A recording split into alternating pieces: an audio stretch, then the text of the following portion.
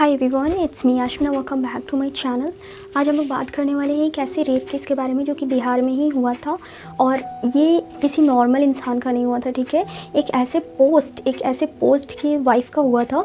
जिस पोस्ट पर कोई भी होता है तो वो खुद को बहुत ज़्यादा सेफ़ फील करता है, तो उस पोस्ट पर रहने वाले इंसान की वाइफ का हुआ था। केस को बोलते हैं चंपा विश्वास रेप कांड, ठीक है, या फिर चंपा विश्वास रेप केस, जो कि 1995 से 1997 तक चला था। मतलब 2 साल तक कंटिन्यू ये रेप केस चला था और सिर्फ एक के साथ नहीं हुआ था। इसमें एक आईएएस ऑफिसर की वाइफ के साथ हुआ, आईएएस ऑफिसर की भतीजी के साथ हुआ, आईएएस ऑफिसर की मम्मी के साथ हुआ। उसके साथ साथ आईएएस ऑफिसर की घर में जो 2 मेड काम करती थी उनके साथ भी ये हुआ। तो आखिर एक आईएएस ऑफिसर के साथ ऐसा हुआ, आईएएस ऑफिसर के फैमिली के साथ ऐसा हुआ, तो वो लोग क्यों इतने दिन तक चुप रहे हैं, क्यों इतने दिनों तक उन्होंने कुछ नहीं बोला, आखिर कौन था जिसने ऐसा किया। तो ये आज हम लोग पूरे इस स्टोरी में जानेंगे। तो स्टोरी को एंड तक देखिएगा। जो लास्ट टाइम मैं जुंको फ्रूता के बारे में स्टोरी बताई थी उसमें मैं बहुत ज़्यादा इमोशनल हो गई थी, तो इस स्टोरी में मैं ट्राई करूँगी कि मैं इमोशनल नहीं हो पाऊँ और आप लोग को एग्जैक्टली स्टोरी ही बता पाऊँ। तो चलिए है चंपा विश्वास रेप केस की स्टोरी, जो कि वाइफ थी बीबी विश्वास की, ठीक है। तो इनकी शादी हुई थी 18 जुलाई 1990। उसके बाद फिर इनका आईएएस ऑफिसर में सिलेक्शन हुआ और आईएएस ऑफिसर में सिलेक्शन होने के बाद 1995 में बिहार में इनको पोस्टिंग दे दी गई। पटना में इनको पोस्टिंग दे दी गई और पटना के बेली रोड में ये लोग आकर के शिफ्ट हो गए। तो जहाँ पर इन लोगों ने शिफ्टिंग किया था, जहाँ पर ये लोग शिफ्ट हुए थे एक सरकारी क्वार्टर में, उसी के जस्ट सामने एक ने हेमलता का भी क्वार्टर था, जिसमें कि हेमलता का एक बेटा रहता था जो कि 27 साल का था, मृत्युंजय यादव जिनका नाम था। तो उस टाइम पर उन लोगों का क्वार्टर में बस थोड़े से ही डिफरेंस थी, लाइक आमने सामने उन लोगों का क्वार्टर था। और जो हेमलता थी वो चेयरमैन थी, समाज कल्याण विभाग की हेमलता चेयरमैन थी। और हम सभी जानते हैं कि लोग अपने पोस्ट को किस तरीके से मिसयूज़ करते हैं, और जहाँ वो एक चेयरमैन थी, आरजेडी की चेयरमैन थी, तो वो विधायक थी, एक अच्छे खासे बड़े पोस्ट पर थी वो। तो उस टाइम पर उन्हीं के पोस्ट में 1982 के वो सेक्रेटरी थे, जो कि बीबी विश्वास थे, वो सेक्रेटरी थे 1982 के, और उसी विभाग की वो चेयरमैन थी हेमलता। और उसके बाद जब उनका 1990 में शादी हो गया तो 1990 उसके बाद फिर उनका आईएएस ऑफिसर में सिलेक्शन हो गया। उसके बाद 1995 में उनको पटना में शिफ्ट कर दिया गया। पटना में उनका ट्रांसफ़र हो गया। तो जैसे ही उनका पटना में ट्रांसफ़र हुआ तो वो आकर के क्वार्टर में, जिस सरकारी क्वार्टर में उनका ट्रांसफ़र हुआ था उसके जस्ट सामने में ही हेमलता का भी क्वार्टर था। तो इस स्टोरी में ये है कि 2 साल तक एक आईएएस ऑफिसर की वाइफ, आखिर ऐसा क्या रीज़न था जिसकी वजह से वो झेल रही थी, वो बर्दाश्त कर रही थी। बाद में तो उस ऑफिसर को भी पता चल गया था कि ऐसा मैटर है, ऐसा प्रॉब्लम है, मगर ये सब कुछ जानने के बावजूद भी क्यों आईएएस ऑफिसर चुप थे, और अगर उन्होंने एक्शन लिया तो क्यों एक्शन काम नहीं किया, और क्यों इस स्टोरी को हम लोग भी नहीं जानते। इनफैक्ट मैं भी नहीं जान रही थी, इसलिए मैं सोची कि आप लोग के सामने इस स्टोरी को रखना चाहिए। तो जब एक आईएएस ऑफिसर की वाइफ ही सेफ़ नहीं थी, हम लोग समझते हैं कि अब ज़माना मॉडर्न हो रहा है तो अब लड़की लोग सेफ़ नहीं है, लेकिन नहीं, गर्ल्स लोग बहुत स्टार्टिंग से ही सेफ़ नहीं है। हमें लगता है कि अब सेफ़ नहीं है, लेकिन नहीं, स्टार्टिंग से ही गर्ल्स, वुमेन्स, लेडीज़ ये लोग सेफ़ नहीं है। 2 नवंबर 1995 को वो लोग पटना में शिफ्ट कर जाते हैं। उसके बाद फिर क्या होता है कि जब घर पर कोई भी नहीं होता था, फर्स्ट टाइम ये कैसे हुआ उसकी वाइफ के साथ, तो ये क्राइम किस तरीके से स्टार्ट होता है। 7 सितंबर 1995 को मृत्युंजय के फैमिली मेम्बर्स, हेमलता भी वहाँ पे होती हैं और उनके साथ साथ और भी कुछ मिनिस्टर्स होते हैं वहीं पे साथ में। तो उनके कुछ आदमी जाते हैं चंपा के घर पे और बोलते हैं कि उनके नौकर की तबीयत ख़राब हो गई है। तो चंपा आती है, वो खुद से ही आती है, उनको लेकर के आते हैं। और वहाँ पर चंपा देखती है कि हेमलता भी है और कुछ मिनिस्टर्स भी हैं। तो जब पहले से ही वो लोग जब एक दूसरे को जानते हैं तो दूसरे घर में जाने में उनको हेजिटेशन फील नहीं होता है, तो वो चली जाती हैं। उसके बाद फिर जैसे ही वो वहाँ एंट्री करती हैं तो उनको अंदर रूम में लेके जाया जाता है। चंपा विश्वास जो कि आईएएस ऑफिसर की वाइफ थी, उनको दूसरे रूम में लेकर के जाया जाता है। उस रूम में पहले से ही उनका बेटा मौजूद होता है, जो कि मृत्युंजय जिनका नाम होता है, जो कि 27 साल का होता है वो पहले से ही वहाँ मौजूद होता है। तो फिर वहाँ चंपा को लेकर के जाया जाता है और वहाँ ले जा करके चंपा को अंदर उनको भेज करके दरवाज़ा बंद कर दिया जाता है। जब दरवाज़ा बंद होता है तो वो बहुत ही ज़्यादा घबरा जाती हैं कि आखिर दरवाज़ा अचानक से क्यों इन लोगों ने बंद कर दिया, और अंदर में उनका बेटा प्रेजेंट होता है। वो बहुत चीखती हैं, चिल्लाती हैं, दरवाज़ा बजाती हैं, लेकिन दरवाज़ा कोई नहीं खोलता है, कोई भी नहीं खोलता है। मतलब ये सब उनकी मदर के प्रेजेंस में, उनकी मदर की जानकारी में ही ये सब कांड होते हैं। उनके मदर को सब कुछ पता होता है, इनफैक्ट इस कांड में वो भी शामिल रहती हैं, इसीलिए वो उसका चंपा को आने में हेल्प करती हैं, चंपा को एक रूम में लॉक करने में हेल्प करती है। उस रूम में पहले से उसका बेटा मौजूद होता है, ये बात जानते हुए भी हेमलता चंपा को इस तरीके से लॉक कर देती है। एक औरत होते के साथ ही दूसरे औरत के साथ किस तरीके से ऐसे बदसलूकी कोई कर सकता है, ये यहाँ पर ही हम लोग देख सकते हैं। उसके बाद फिर स्टार्ट होता है, वो बहुत चीखती हैं, चिल्लाती हैं, दरवाज़ा पीटती हैं, लेकिन कोई भी नहीं सुनता है। उसके बाद उसका जो बेटा होता है मृत्युंजय, वो अपना करता है। जिस तरीके से उसको वो इनफैक्ट एज का भी गैपिंग नहीं देखता है। जो चंपा होती है वो 30 साल की होती है और ये जो मृत्युंजय रहता है वो 27 साल का होता है। उसको थोड़ा सा भी ऐसा शर्म या फिर ऐसा कुछ भी फील नहीं होता है कि मैं क्या करने जा रहा हूँ, और बस उसको बस ऐसा लगता है कि हाँ ठीक है, मेरे सामने एक लड़की है और मुझे इसके साथ दुष्कर्म करनी है, मुझे इसके साथ रेप करनी है। एंड उसके बाद फिर वो स्टार्ट हो जाता है। जब दरवाज़ा खुलता है बहुत देर के बाद, तब चंपा रो रही होती है, बहुत ज़्यादा रो रही होती है, बहुत ज़्यादा डरी हुई होती है। तो उसके बाद जो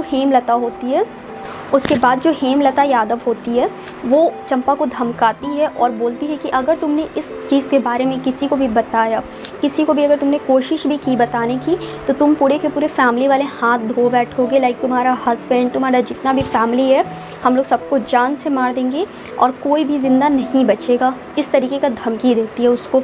उसके बाद फिर चंपा बहुत ज़्यादा डरी रहती है, तो वो किसी को भी ये बात नहीं बताती है।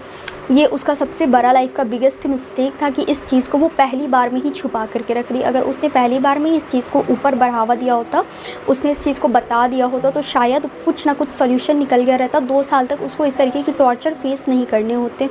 उसके बाद फिर जब चंपा घर में अकेली होती, मृत्युंजय मौका देख करके फ़ायदा उठा करके घर में घुस जाता और उस तरीके से उसके साथ ज़ोर ज़बरदस्ती करता। उसके साथ साथ वो पिक्चर्स वगैरह भी ले लेते हैं और पिक्चर्स चंपा के लेने के बाद चंपा को और भी ज़्यादा टॉर्चर करते हैं कि अगर तुमने अपने फैमिली में किसी को भी बताया तो ये इस पिक्चर को हम लोग वायरल कर देंगे, फैला देंगे, जिसकी वजह से तुम्हारे पूरे ख़ानदान की इज़्ज़त मिट्टी में मिल जाएगी और इसकी वजह से तुम्हारा ख़ानदान कहीं का भी नहीं रहेगा। और इस पिक्चर में तुम्हारे पूरे ड्यूड पिक्चर्स हैं जिसको हम लोग फैला देंगे चारों तरफ। इस चीज़ का धमकी उसको देते हैं, इसीलिए चंपा चुप रहती है, नहीं कुछ भी बोलती है, वो सहती है। और जब ऐसा होता, जब मृत्युंजय को मौका मिलता, वक्त मिलता, तब वो उसके घर में चल जाता और साथ साथ वो कैमरा भी लेकर के जाता, ऑन करके जाता, हमेशा पिक्चर्स लेता और हमेशा उसको टॉर्चर करता इसी बात पर। ऑफिसर थे बीबी विश्वास, उनकी माँ कोलकाता में रहती थी और वो कोलकाता से कुछ दिन के लिए वोकेशनल ट्रिप पर आई थी पटना, ठीक है, अपने बेटे से और अपने बहू से मिलने के लिए। जब वो यहाँ पे आई होती हैं तब जितने फैमिली मेम्बर्स रहते हैं वो कोई घर में लाइक आ गई रहती हैं, सब लोग अच्छे से मिलजुल लेते हैं। उसके बाद फिर कुछ दिनों के बाद फैमिली मेम्बर्स सारे बाहर गए रहते हैं और सिर्फ उसकी माँ ही घर में रहती है। जो बीबी विश्वास की माँ होती है, जो IAS ऑफिसर की मम्मी होती हैं, वो घर में रहती हैं। उस टाइम पे मृत्युंजय घर में आता है और वो उसकी मम्मी के साथ भी बदतमीज़ी करता है और मम्मी के साथ बदतमीज़ी करने के साथ साथ उसकी मम्मी के साथ भी रेप करता है। लाइक घर में उसको जो जैसे वो आता था, उससे जो मिलता था वो उसके साथ बस करता था। तो इनफैक्ट उसने ये तक नहीं देखा कि एक लेडी है, ओल्ड लेडी है, बूढ़ी औरत है, कम से कम इसको छोड़ दे, तो नहीं, उसको भी नहीं छोड़ा। उसके बाद फिर जो बेबी विश्वास की भतीजी थी वो भी आई हुई थी घूमने के लिए। तो जब मृत्युंजय को मौका मिला तो वो उसके साथ भी रेप किया, उसके साथ भी जितना दिन तक वो रही थी उसके साथ भी ऐसे ही दुष्कर्म करता रहा। उसके बाद फिर 2 सर्वेंट काम करती थी उसी के घर पर, फिर उसके साथ भी किया। उसके साथ साथ चंपा विश्वास के साथ हमेशा 2 साल तक कंटिन्यू ये सब होते रहा। बीच में तो वो एक बार प्रेग्नेंट भी हो गई थी, जिसकी वजह से वो कोलकाता चली गई थी एबॉर्शन कराने के लिए। एबॉर्शन के साथ साथ उन्होंने अपना ऑपरेशन भी करा लिया, जिसकी वजह से बेबी दोबारा नहीं हो पाए। तो उन्होंने कहा बार बार एबॉर्शन कराने से अच्छा है कि मैं एक बार में ही अपना पूरा का पूरा ऑपरेशन ही करा लूँ, जिसकी वजह से मुझे कभी इस तरीके की कोई प्रॉब्लम ही फेस ना करना पड़े, क्योंकि जो अभी मैं सह रही हूँ वो तो मुझे सहना ही सहना है। मैं जब तक ज़िंदा हूँ तब तक, उन्होंने ऐसा समझ लिया था कि मैं जब तक ज़िंदा हूँ तब तक मुझे ये सहना ही सहना है, क्योंकि जहाँ भी वॉइस रेज़ होगा वहाँ पे वॉइस को, आवाज़ को दबा दिया जा रहा है। और ये एबॉर्शन से पहले बेबी विश्वास को चंपा विश्वास ने A to Z सारी की सारी बातें बता दिए थे कि ऐसा ऐसा मेरे साथ हुआ है। मृत्युंजय यादव जो है हेमलता का बेटा जो 27 साल का है, उसने मेरे साथ इतनी बार इस तरीके से दुष्कर्म किए हैं। ये एक IAS ऑफिसर जानने के बाद भी उसने थोड़ा मोड़ा एक्शन लेने का, थोड़ा मोड़ा नहीं, उसने अपना पूरा कोशिश किया एक्शन लेने का, लेकिन कोई फ़ायदा नहीं हुआ।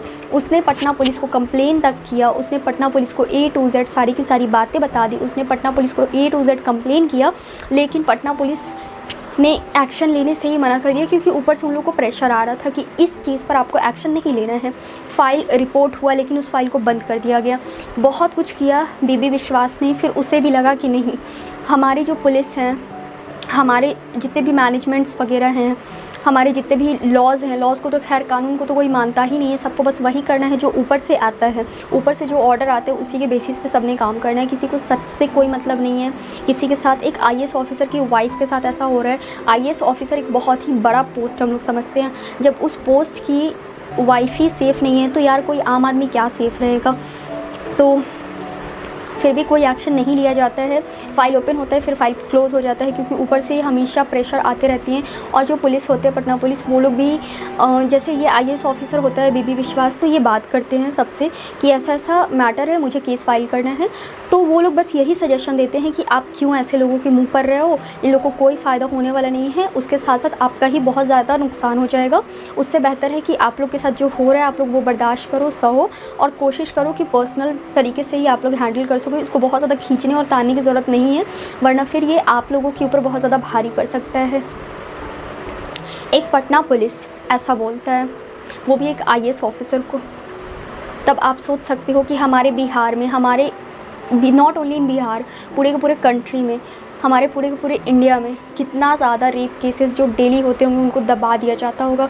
जब एक IAS ऑफिसर की वाइफ का केस जब फाइल नहीं किया जा रहा है, उनकी मदर के साथ ऐसा हो गया जब वो फाइल नहीं किया जा रहा है, उनकी भतीजी के साथ हो गया जब वो फाइल नहीं किया जा रहा है, सर्वेंट के साथ हो गया तब वो फाइल नहीं किया जा रहा है, तो एक नॉर्मल लड़की जो अपने घर को चलाने के लिए कमाती है, एक नॉर्मल लड़की जो अपने घर को चलाने के लिए जाती है, काम करने के लिए जॉब पे जाती है, तो उसके साथ अगर ऐसा होगा तो हम कैसे बिलीव कर लें कि अगर उसके साथ कुछ ऐसा होता है तो उस केस को दबाया नहीं जाएगा जबकि उसके लिए सज़ा सुनाई जाएगी। हम इस चीज़ को कैसे एग्री कर सकते हैं। इसलिए हमें ये नहीं पता कि सज़ा दी जाएगी नहीं दी जाएगी। जब एक IAS ऑफिसर की वाइफ को नहीं मिला 2 साल तक जब वो सहती रही, तो एक नॉर्मल लड़की, ना जाने कितने सारे ऐसे केसेस होते रहते हैं हमारे इंडिया में जिसको कि दबा दिया जाता है। 90% केसेस को दबा दिया जाता है, 10% केसेस ही होते हैं जो बस बाहर आते हैं, बाकी 90% केसेस को दबा दिया जाता है। वो क्यों होता है? क्योंकि सहते रहते हैं, लास्ट में या तो मर जाते हैं या तो वैसे ही सहते ही रहते हैं। और यहाँ की जो कानून है वो बिल्कुल भी सख्त नहीं है, इस मैटर पे तो बिल्कुल भी सख्त नहीं है। पहले रेपिस्ट को रखा जाता है, बहुत दिन तक खातिरदारी की जाती है, फिर उन्हें छोड़ दिया जाता है। उसी टाइम पर जब आपके पास पूरा प्रूफ है तो आप उसी टाइम पर ऑन द स्पॉट उसे सज़ा दे दो ना, लेकिन नहीं, उसने रखा जाता है, उसको बहुत अच्छी से रखा जाता है, खातिरदारी की जाती है, 3 वक्त के खाना दिए जाते हैं, बस कुछ साल जेल में रहते हैं, उसके बाद फिर उससे बाहर निकाल दिया जाता है। और फिर यहाँ पर IAS ऑफिसर की जब मम्मी कोलकाता वापस चली जाती हैं तो वो सजेशन करती हैं कि तुम लोग यहाँ कोलकाता में आ जाओ, नौकरी छोड़ दो, कोलकाता में आ जाओ, फिर यहाँ से अपनी एक नई लाइफ स्टार्ट कर देना। लेकिन वो लोग नहीं सुनते हैं। और उसके बाद फिर जो IAS ऑफिसर होते हैं बेबी विश्वास, वो क्या करते हैं कि लेटर देते हैं गवर्नर को। गवर्नर को जब लेटर देते हैं तो उस टाइम के जो बिहार के गवर्नर होते हैं राजपाल सुंदर सिंह भंडारी, वो इस चीज़ पर रिस्ट्रिक्शन लेते हैं, वो इस चीज़ पर एक्शन लेना चाहते हैं, क्योंकि वो इस चीज़ पर एक्शन लिए भी थे। क्योंकि उनका कहना ये था कि जब एक IAS ऑफिसर की वाइफ सेफ़ नहीं है तो हमारी बेटियाँ, हमारे कैसे कंट्री की लड़कियाँ सेफ़ रह सकती हैं। तो उन्होंने इस चीज़ पर एक्शन लिया, उन्होंने हर एक फ़ाइल ओपन करवाई जिस पे इस तरीके का कुछ भी केसेस मिल जाए। लेकिन यही हुआ कि केसेस मिल नहीं पाया, फाइल्स ओपन नहीं हो पाई, कुछ भी उस गवर्नर के हाथ इतनी सू भी कुछ भी नहीं मिल पाया इस चीज़ के अगेंस्ट, इस चीज़ के ख़िलाफ़ कुछ भी नहीं मिल पाया। तो फिर से केस बंद हो गया, फिर से फाइल क्लोज़ हो गई, क्योंकि कुछ भी प्रूफ नहीं मिल पाए। क्योंकि जो लोअर सेक्टर से जो भी पुलिस ऑफिसर्स होते हैं या फिर जो कुछ भी लोअर सेक्टर से जो होते हैं, तो वहीं से फाइल बंद होना स्टार्ट हो जाता है, जहाँ पे केस फाइल की जाती है वहीं से सब कुछ बंद होना स्टार्ट हो जाता है। तो किसी को कैसे पता चलेगा कि इस तरीके का कुछ भी मैटर हुआ है या नहीं हुआ है। तो वहीं से फाइल क्लोज़ होती चली गई और पता नहीं लगा पाए जो गवर्नर थे उनको भी पता नहीं चल पाए, जबकि उन्होंने इस केस को अच्छे से हैंडल करने का सोचा था लेकिन वो भी हैंडल नहीं कर पाए। तो यही देखा गया कि कुछ भी नहीं हो सका। लेकिन कुछ टाइम के बाद कुछ स्पीचेस वगैरह थे, वहाँ पर ये जो गवर्नर को लेटर लिखा गया था एक आईएएस ऑफिसर बीबी विश्वास के थ्रू, उस लेटर को पूरा का पूरा वहीं पर पढ़ा गया। वहीं पर उस लेटर को पढ़ते हुए ये देखा गया कि एक आईएएस ऑफिसर की वाइफ के साथ एक आरजेडी की चेयरमैन हेमलता यादव जी के बेटा ने ऐसा किया एक आईएएस ऑफिसर के साथ। उस पूरे स्पीच के दौरान पे ये सब कुछ हुआ, ये सब कुछ बाहर आया। तब जब स्पीच के दौरान ये सब कुछ बाहर आया तब देखा गया कि उस टाइम मीडिया थी, सब कुछ थे, तब बात ये बाहर आया, तब सबका दिमाग बौखला गया क्योंकि एक आईएएस ऑफिसर की वाइफ का बात था और ऊपर से एक आरजेडी की चेयरमैन के बेटा का बात था। इसीलिए इस चीज़ को यहीं तक नहीं छुपाया गया। जब ये बात बाहर आई, खुल करके बाहर आया, मीडियाज़ में आया, हर चीज़ में हर तरफ से बाहर आया, तब जा करके फिर देखा गया कि कहीं ना कहीं तो गलत हुआ था। उस टाइम पता चला कि हाँ कहीं ना कहीं गलत हुआ था। उसके बाद फिर कड़ा से कड़ा एक्शन लिया गया, बहुत अच्छी तरीके से एक्शन लिया गया। उसके बाद फिर तब जा करके इस तरीके से एक्शन ले लिया गया, तब जा करके 1997 में पुलिस ने मृत्युंजय को अरेस्ट कर लिया। और जब मृत्युंजय को अरेस्ट कर लिया उसके बाद फिर हेमलता को भी खोजा गया अरेस्टिंग के लिए, लेकिन उस टाइम से हेमलता गायब हो गई। 2 महीना तक वो कंटिन्यू गायब रहे। उसके बाद फिर उन्होंने खुद से ही खुद को पुलिस के सामने ला करके रख दिया और बोला कि ठीक है मैं भी इसमें शामिल थी। ये बात तो सभी जानते थे, तो वो भागना नहीं चाहिए, वो आकर के खुद को सरेंडर कर दी, बोली कि हाँ मैं भी इसमें थी। उसके बाद फिर उन लोगों को जेल में रखा गया। 2002 में जो सज़ा सुनाया तो उस सज़ा में 2 तरीके की सज़ा हुई। हेमलता को सिर्फ 3 साल की सज़ा हुई और जो हेमलता का बेटा था मृत्युंजय उसे 10 साल की सज़ा हुई। तो हेमलता को 3 साल की सज़ा इसीलिए हुई क्योंकि वो इस चीज़ में शामिल थी, बट उसने भी ज़्यादा सज़ा होना चाहिए था क्योंकि एक औरत होकर के वो दूसरी औरत के साथ इस तरीके का बदज़ाती और बदसलूकी किया उसने, ये बहुत ज़्यादा घटिया था। लता एक औरत होकर के ही उसने चंपा दूसरी औरत के साथ अपने बेटे के साथ इस तरीके से करवाया।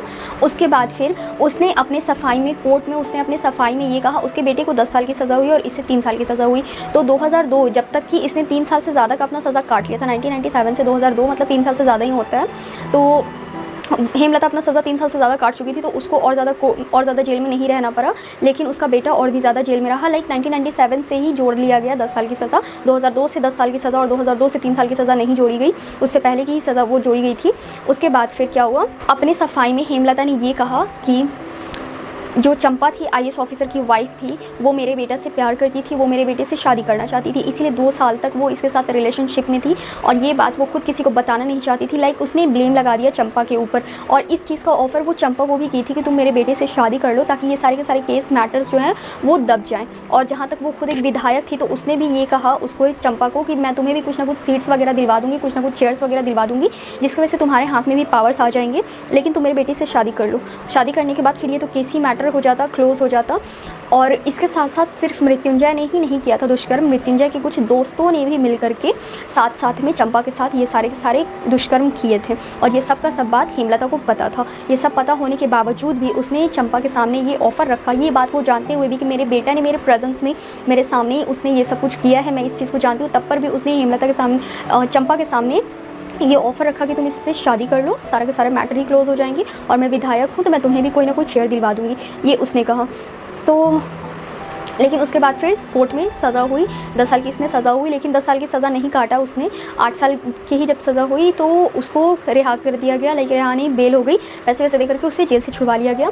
उसके बाद फिर क्या हुआ कि जब हाई कोर्ट का फ़ैसला आया तो हाई कोर्ट के फ़ैसले ने सबको चकचौंध करके रख दिया क्योंकि सबको यही एक्सपेक्टेशन थी, हाई कोर्ट के फ़ैसले से सबको यही उम्मीद था कि हाई कोर्ट का जब फैसला आएगा तो वो और ज़्यादा सज़ा बढ़ा करके देगा, या तो फांसी की सज़ा दे देगी या फिर सज़ा और भी ज़्यादा बढ़ा करके कुछ ना कुछ सज़ा तो देगी ही देगी।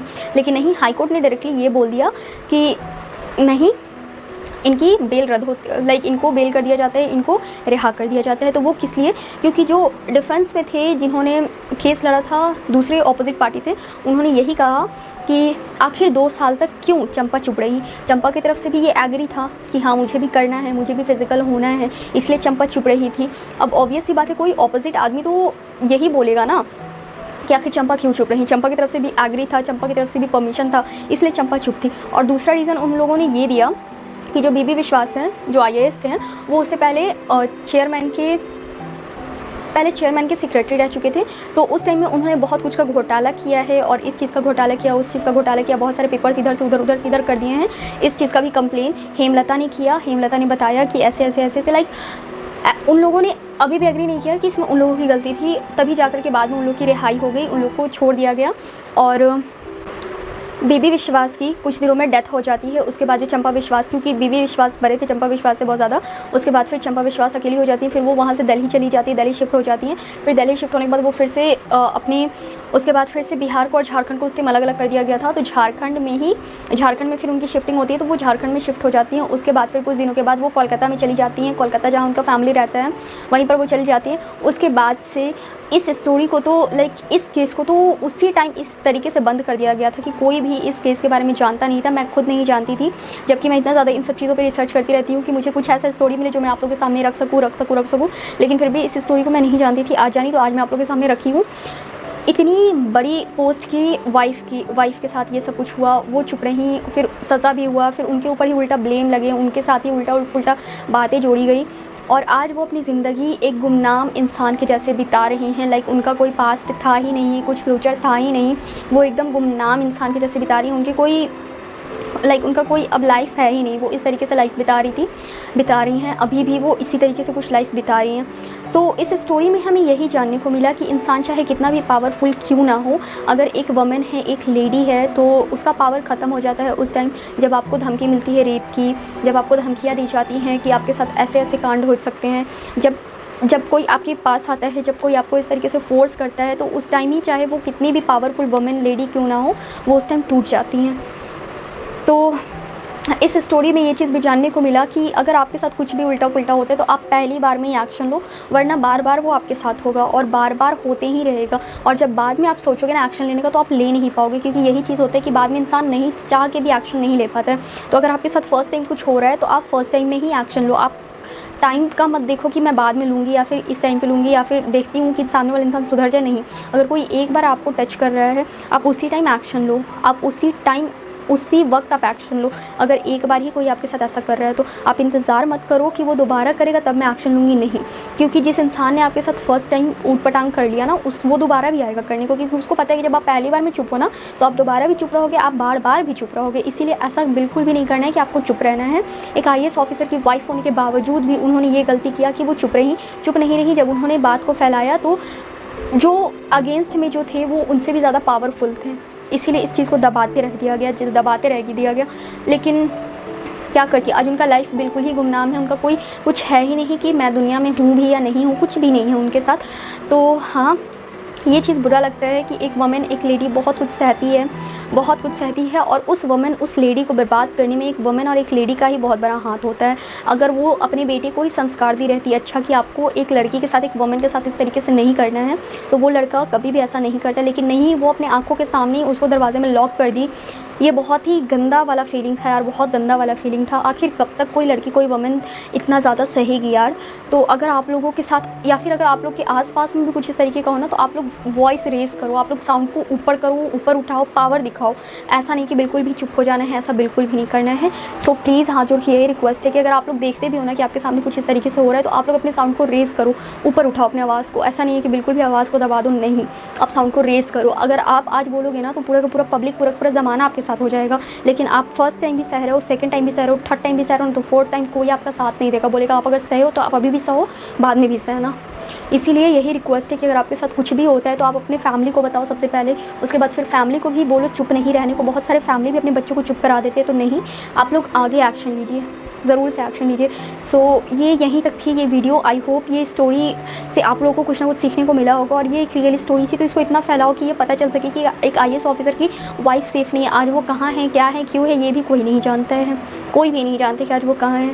तो इस स्टोरी को इतना फैलाइए कि आपके साथ जो भी हैं, जहाँ भी हैं, आपके चाहने वाले जैसे भी हैं, उन लोगों को भी ना, उन लोगों के माइंड में भी ये सेटअप हो सके कि हाँ, हमें भी सेफ़ रहना है, क्योंकि जब एक IAS ऑफिसर की वाइफ सेफ़ नहीं तो हम लोग क्या सेफ़। सो आई होप ये वीडियो आप लोगों के लिए हेल्पफुल रहा हो, अच्छा लगा हो। लाइक शेयर ज़रूर से कीजिएगा, अपने कमेंट भी कीजिएगा कि आप लोग को ये स्टोरी पता था या नहीं। सो नेक्स्ट वीडियोज़ में फिर होगी हमारी आपको मुलाकात। Bye bye, take care.